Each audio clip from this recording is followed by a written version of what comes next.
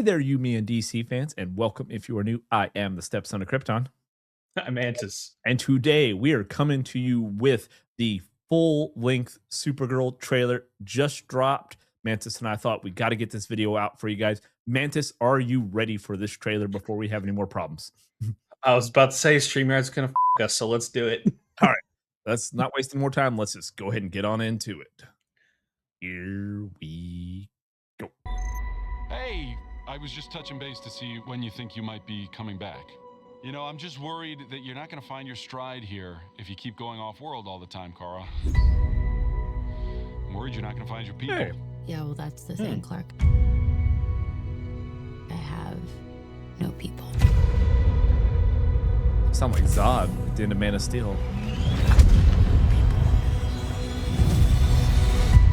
Okay, that's not I'm the sorry for same. you, No, buddy. that's different.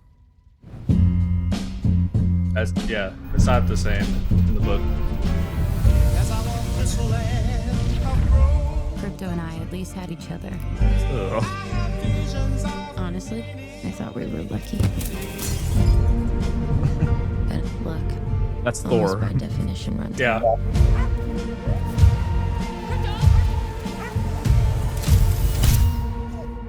What can I do? The Brickens carry the antidote on that person. He has 3 days. You cannot give up on me. It's the crime of the Yellow Hills. He murdered my innocent family.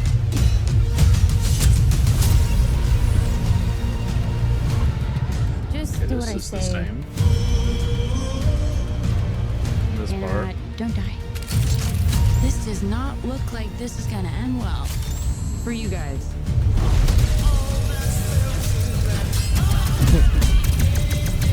That chair should do it. Yeah. You're hurting my head.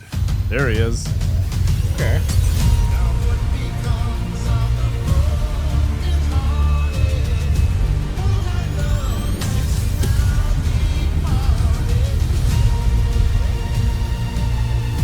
Revenge. It won't take your pain away.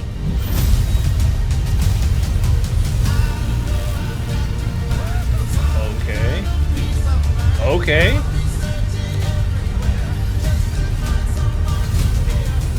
Your eyes are beautiful when you cry. A lot of pain, huh? I'll make it Russian. There is no home without you, buddy. Damn.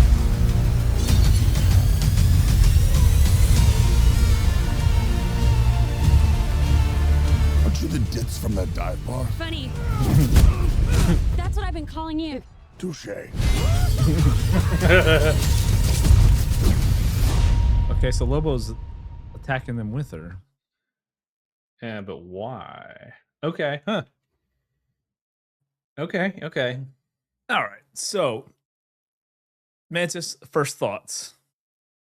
Yeah.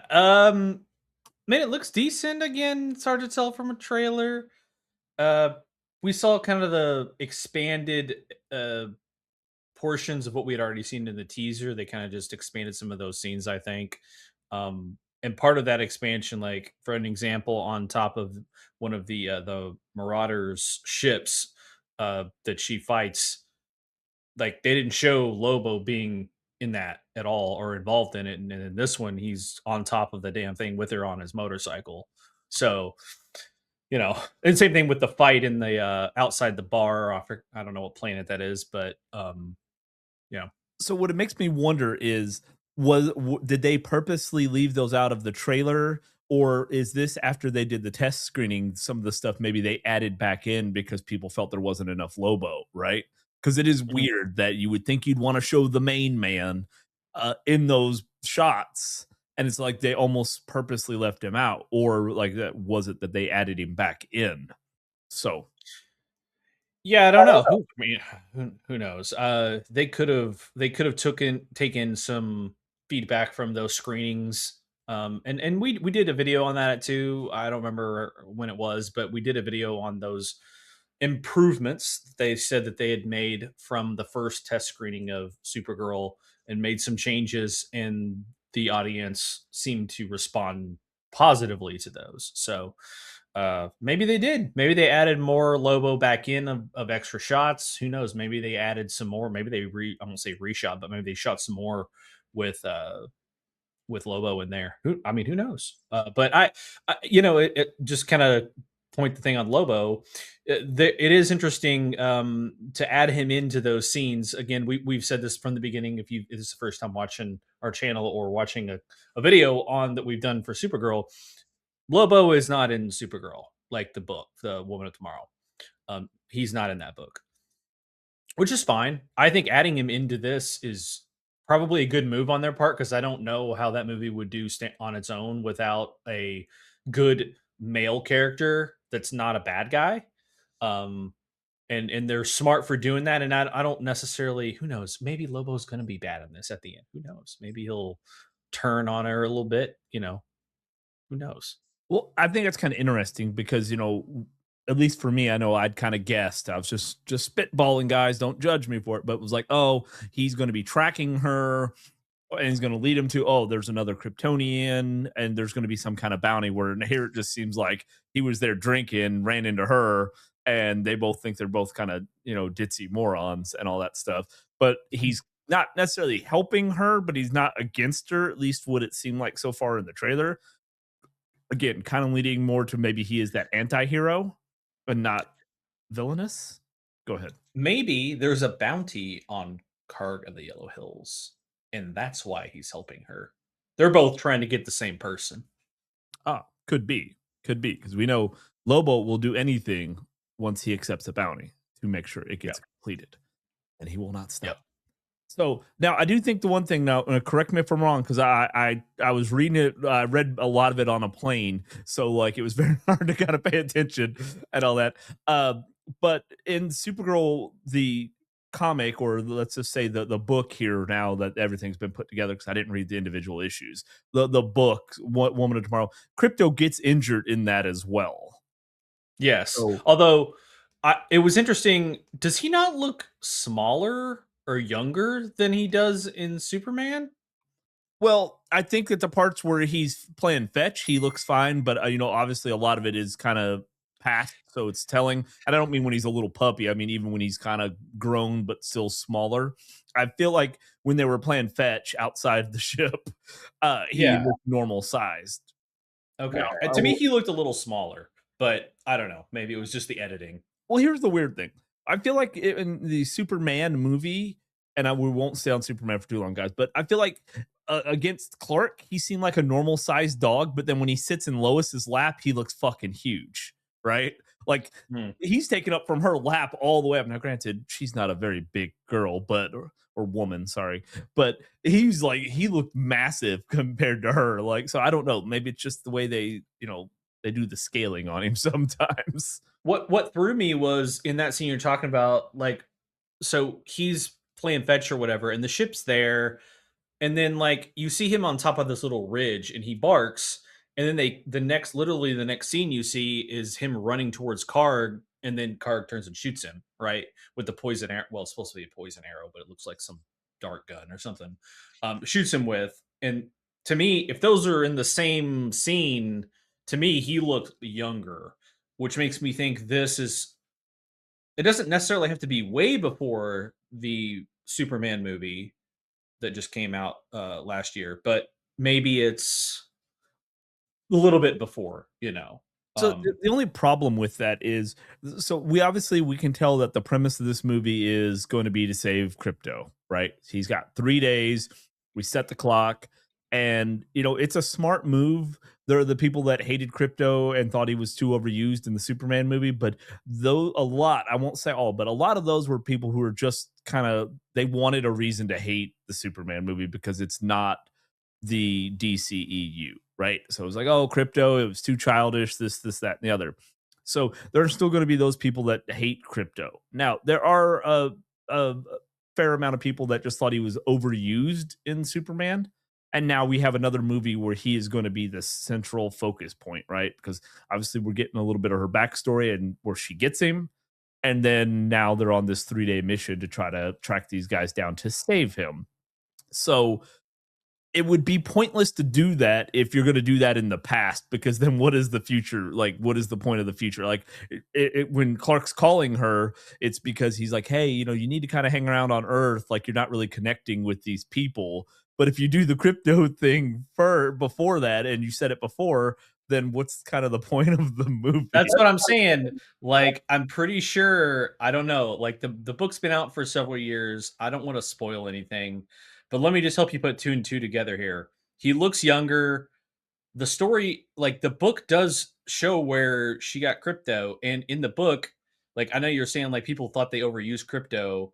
Depending on how much they do of the first part of the book, crypto is not in the book like he's really not in it. After he gets shot, he's just not in it until the end, right? So like if you're like, oh, I don't want to deal with crypto, you don't really have to deal with crypto. Like he's really not, depending on how much they show. But again, you guys can put two and two together. Crypto's alive and he looks older in Superman the movie. To me, he looks younger in this movie. Well, I'm gonna say he makes it somehow. I'm not trying to ruin anything for anyone. You can read the book. It's been out for a while. Unless they change something. Again, who knows? They've changed a lot, which I was gonna bring up too, because we mentioned it. I think we both mentioned it when we were watching the trailer. The scene that shows them protecting the city, right? In the book, they do that, but that city gets jettisoned away and they're all in the city. Like she doesn't get shot out in her own little pod. That doesn't happen at that point. Unless it's an editing thing, right? They could have edited it to look like that. I don't know. But Well, and we know the director, what is it, Craig Gillespie, or what's his name? Craig Gillespie. Like we know, like obviously there's some overall like very, very high level direction from James Gunn as far as, hey, you get freedom with your movie, but we need to be heading in this general direction, right? Like all the stories need to kind of converge, right? And I know last time we did a Supergirl thing, I know we made it seem like, oh, it's James Gunn making all the decisions. And I apologize for making it seem that way. We're trying to do a better job about mentioning, yes, it is Craig Gillespie, if I'm pronouncing his name right, who is directing. So they're getting a lot of their own creative freedoms, and that they've all said, yes, it's not going to follow the book or the storyline of this.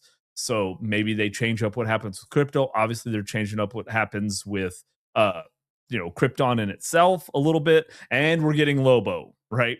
So they're yeah, taking I mean, freedoms. and it's in the grand scheme of the storyline, it really doesn't matter like whether they do the whole planet like or the city leaving or they just jettison her right there and the city just is gone. Like it doesn't really matter in the grand scheme of things. It really doesn't. But it's just something I noticed. Yeah.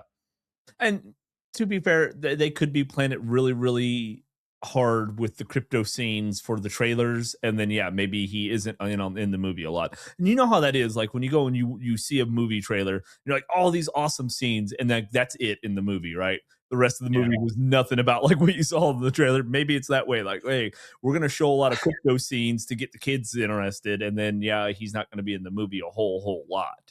So Well, and from what I saw too, they go to like I say her and Kara and I can't remember the girl's name for the life of me now, but they go to several different planets, like several.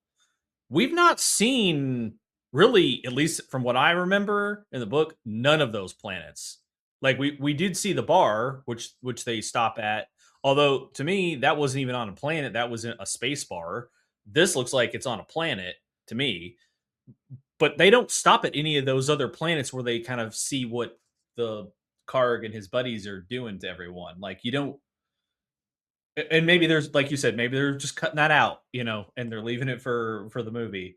But I've not seen any of them. And there's several of them. Like you would think they'd show at least one of them or two of them, just as even if it's like a 2-second picture of the planet or of them there. Like you don't see any of that. So I don't know. Maybe they put more of the beginning story in there, like you said, with her on Krypton and her getting crypto and that phase of her life of trying to be on her own after she kind of had to leave her entire race and her dealing with that.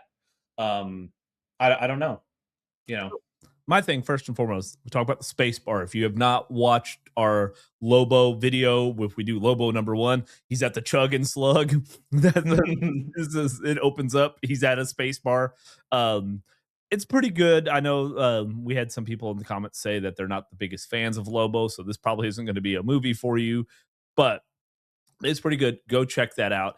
However, here's my thing though, and I know I'm not trying to rehash what we'd already just talked about though, but is she, we see Clark, we see Cal, he's talking to her and saying, hey, like, you're never gonna find your way. And we know by the end of Superman that she's struggling, right? She's out drinking, she's, kind of back and forth, just kind of coming, picking up crypto and going and all this other stuff, right?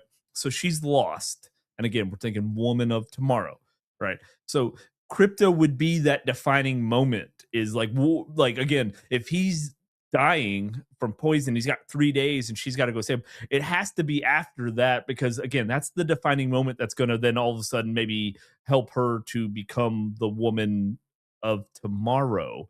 If it's in the past, then this movie's pointless. So Well, and she does do that in the book. Like she does, like she has that feeling that she doesn't belong anywhere, you know. And Superman is mentioned in the book in that sense. Like she doesn't feel like she has a place. That's her whole thing, and how she deals with it. And um, so I mean, that it feels like that overarching storyline of her growing as a character is still there, especially with some of the dialogue that she kind of has towards the end of the trailer. I can't remember exactly what she says, but it's, you know, that uplifting, if I've got to be the blah blah blah, you know, it's that whole thing, you know. Uh, well, she It did the sounds like revenge thing, right? Where she's like, revenge isn't, it's not always going to make you yes. feel better, because we obviously know the other girl that she's going after, and I can't think of her name either, but she's, trying to avenge her parents' death and all that. Mm, So yeah, yeah. I Yeah, don't. it. I mean, I feel like it's gonna be a. I know I'll probably enjoy it.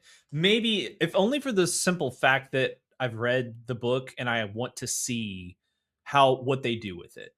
I want to see what choices they made, where they deviated, where they stayed true to it, what they include, if there's fucking dinosaurs in it, if there's some other cool shit that they put in the book in there. I want to see how they do some of that stuff. So So the one thing I'm really interested in for this is I'm interested in how this is gonna tie into the the next Superman, right? Like, because I want to find out, is Lobo going to be in it? Or are we going to get anything on Brainiac yet in it? Are we going to get a little setup? But also, with the DCEU and the DCU here, the one thing we've not done thus far in DC since those two, right? Let's just stick with those two, is we've not really branched out outside of Earth. Now I mm, know, you kind of got a little glimpse of Apocalypse and things like that, like, when they had the boom tube open, but you got a quick view of it. But here now we're going interplanetary, right? And I'm excited for that. I want to see other planets come into this, because when we're talking about the DC as a whole in comics, I mean, it stretches an entire universe, right? And we've always only focused on our one little planet.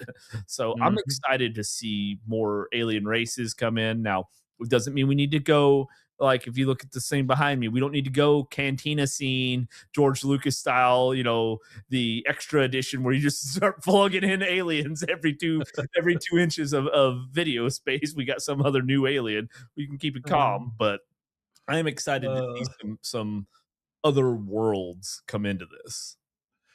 you need to cut in the uh Mhm. the special edition. That little joke where even when they're like Yeah, driving by or they fly by in the space scene, there's like 30 aliens. yeah, yeah, yeah, Yep. yeah, 100% yeah. so, because that's, I mean, that's sometimes how it feels to get, you can go a little overboard with it, right? And he did. I agree. I just I don't know. I mean, I want it to be good. I think it'll be the action scenes look pretty good. Um, a lot of people do have a hard time with a woman superhero. with the powers of Kara. Like a lot of I mean, the closest thing you could think that is there would be Scarlet Witch, and she is kind of on the bad end. I mean, she's kind of a bad guy essentially. Um, well, maybe not for all of her tenure in the MCU, but for the important parts, she is. And so I can see a lot of people not gravitating. Her. Yeah, I mean, I can see a lot of people not gravitating towards Supergirl for that reason. Also, a lot of people don't like the fact that she is broken, that she's a broken person because of what happened. And again, Kal-El didn't have to live through the destruction of the planet. He was a baby. He didn't know anything about it until he was grown and found out. Like, she had to live through it. She was already experienced Krypton, was invested in it, knew people there. So there are reasons for it. It's not like they're making these things up. It's not like, oh, I don't like it because they just made this up and they're making her a bitch. It's like, no, like there are reasons for it. This is in lore. This is canon. This has been this way.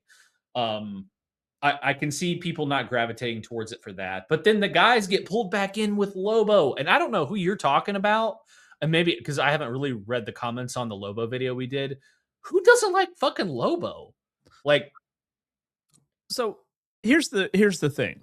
If you are at least the way this comment made, if you're a super big Superman fan of like the true, like the real, like him being the Boy Scout, right? And you like that, like the Captain America, the being the Boy Scout and all that stuff. Lobo is kind of that guy that you're like it's like if you're real big fans of the original, like the Christopher Reeve Superman, right? And then you put that up against Peacemaker. And that, like, especially like season 2, people had a problem with it, right? Because it's so perverted and it's so foul in comparison that maybe, I'm not saying it is, but maybe it is that because Lobo is very anti-hero, damn near border. If you've read the first Lobo, he almost goes full villain because he kills a lot of people in that, or a lot of aliens. They're not really people, they're aliens. What you're saying is true, but I disagree with the sentiment that should matter at all. Like when I watch Heath Ledger's Joker, I'm like, he's fucking awesome. He's fucking awesome. He played the Joker great. I love his Joker. I love that character. I love the Joker. I love his evil, maniacal bullshit. I know he's not good. He's not the same as fucking Superman. Like, there are fucking bad guys. There can even be semi like anti-heroes that you like, even though you like Boy Scout Superman, they're different character. They're not the same fucking character. Like, I I get what you're saying, and you're right. I just disagree with those people. I think that reason is bullshit. The person who commented, I'm not saying that's what they were saying. I'm just saying that it could be that kind of a situation. For me, I think, because I'm obviously, Superman is my favorite character. I know I take a lot of shit for it because they're like, oh, he's so boring and this, that, and the other. He's always been my favorite. It's just not changing for me, guys. Sorry.